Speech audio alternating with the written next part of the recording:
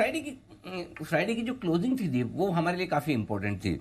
हम चाहते तो नीचे भी बंद हो सकते थे और 19,500 के नीचे वीकली क्लोजिंग देना खराब भी हो जाता, लेकिन 19,500 के आसपास और इसके हल्की सी ऊपर वीकली क्लोजिंग होना अच्छा है। हालांकि बैंक निफ्टी में उतनी मजबूत क्लोजिंग नहीं मिल पाई, 45,000 के ऊपर क्लोजिंग होती तो मजा ही आ जाता। और आपको याद होगा, मैं आपको कह भी रहा था कि अगर शुक्रवार को 19,550 के ऊपर बंद हो तो कम से कम आपको ये कंफर्ट आ जाएगा कि 19,300 का जो बॉटम बना है पिछले हफ्ते का वो आसानी से नहीं टूटेगा। सो निफ्टी में ये कॉन्फिडेंस आ रहा है कि 19,300 के बॉटम को अब आप आसानी से नहीं तोड़ेंगे। लेकिन बैंक निफ्टी में 45,000 के ऊपर की क्लोज मिलती तो ये कह सकते थे कि 44,300 के आसपास जो पिछले हफ्ते आपने बॉटम बनाया वो बिल्कुल भी नहीं तोड़ेंगे। तो बैंक निफ्टी में हल्का सा कॉन्फिडेंस और कंफर्ट की कमी है, पहली चीज। दूसरा है कि बैंक निफ्टी अभी भी बेहतर परफॉर्म करेगा, इसमें मुझे थोड़ा सा शक है। और वो शक इस बात को लेकर है, एसबीआई के बाद बीओबी भी कोई नंबर्स ऐसे मजबूत देता हुआ नजर नहीं आ रहा। On the face of it number आपको न एसबीआई के खराब दिखेंगे न बीओबी के, लेकिन इंटरनल्स में जाकर देखेंगे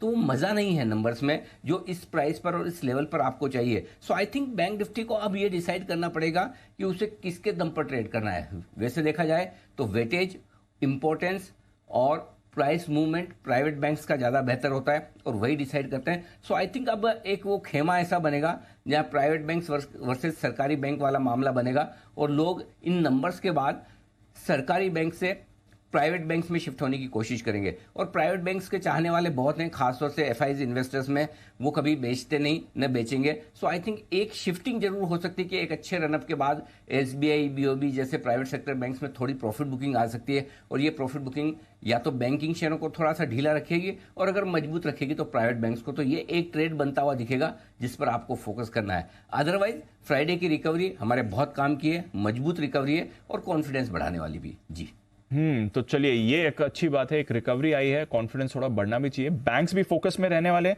और अंजी, ओवर द वीकेंड इतने सारे नंबर्स आए हैं और उसकी आपके रिव्यू भी है, कई सारे स्टॉक ऑफ द डे भी हैं। तो आइए पहले एक बार आज की स्ट्रैटेजी समझा दे सर, फिर बाकी चीजों की बात करते हैं।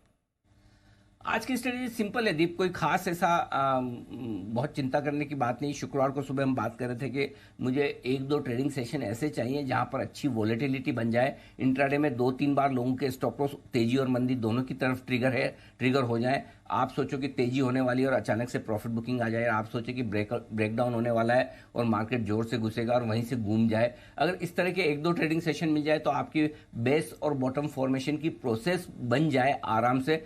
थोड़ा सा संकेत मिला है शुक्रवार को, पूरा नहीं, जितना मैं वॉलेटिलिटी चाहता था, उतार चढ़ाव चाहता था, उतना हुआ नहीं। लेकिन खाली मेरे चाहने से क्या होता है, मार्केट तेजी का मूड में है, बुल मार्केट है, लोग नीचे में खरीदने का मौका देख रहे हैं। और इस मार्केट की सबसे बड़ी प्रॉब्लम यह है, गिरता है इसलिए नहीं है कि एक दिन कमजोर होते ही सबको लगता है कि मंदी शुरू हो गई है और सबको बेचना है। पिछले हफ्ते भी हम यही बात कर रहे थे कि पिछले मंडे और आज की आप सिमिलर सिचुएशन देख लीजिए। पिछले मंडे जब हम आए थे, शुक्रवार को खराब बाजार के बाद आए थे और मैं यही कह रहा था कि स्ट्रीट पे 10 में से 8 लोगों से को आप पूछेंगे, सबका मूड मंदी का है।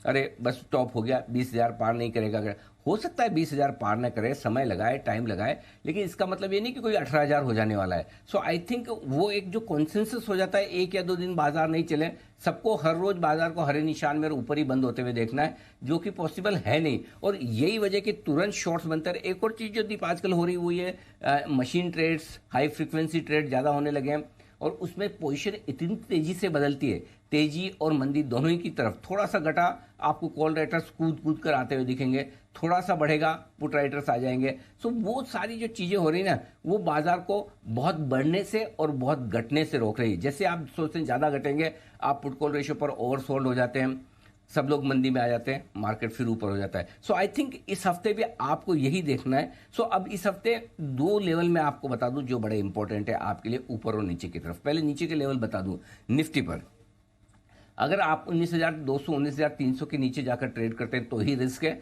अदरवाइज एक रनिंग करेक्शन 3% का आपको जो मिलना था 20,000 से 19,300 का मिल गया, एंजॉय, बहुत बढ़िया करेक्शन, लाइफ एंजॉय कीजिए। सो जब तक 19,300 के नीचे बंद ना हो निफ्टी, चिंता करने की जरूरत आपको है नहीं। अब आइए बैंक निफ्टी, 44,200 बैंक निफ्टी के लिए मजबूत सपोर्ट का काम करेगा। और अगर 44,000 के नीचे बंद होता है बैंक निफ्टी, या 44,200 के नीचे आज बंद होता है और वैसे 44,000 के नीचे बंद होता है, तो ही आपको तनाव लेना है।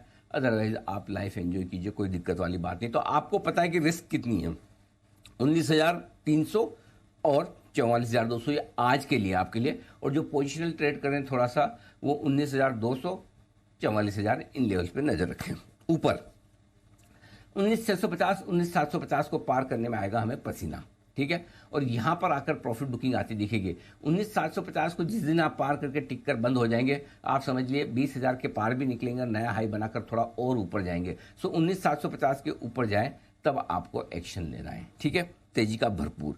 और वही हाल बैंक निफ्टी का 45,500 45,700 की लेवल है, लगभग इसके आसपास की वो बड़ी रुकावट है, और एक बार इसको पार करके 45,700 800 के ऊपर बैंक निफ्टी टिकता है तो फिर आपको नए लाइफ हाई की तरफ बैंक निफ्टी भी बढ़ता हुआ दिखेगा। ये आपको लेवल्स ध्यान में रखकर चलने हैं, तो सिंपल इन लेवल्स पर करिए फोकस।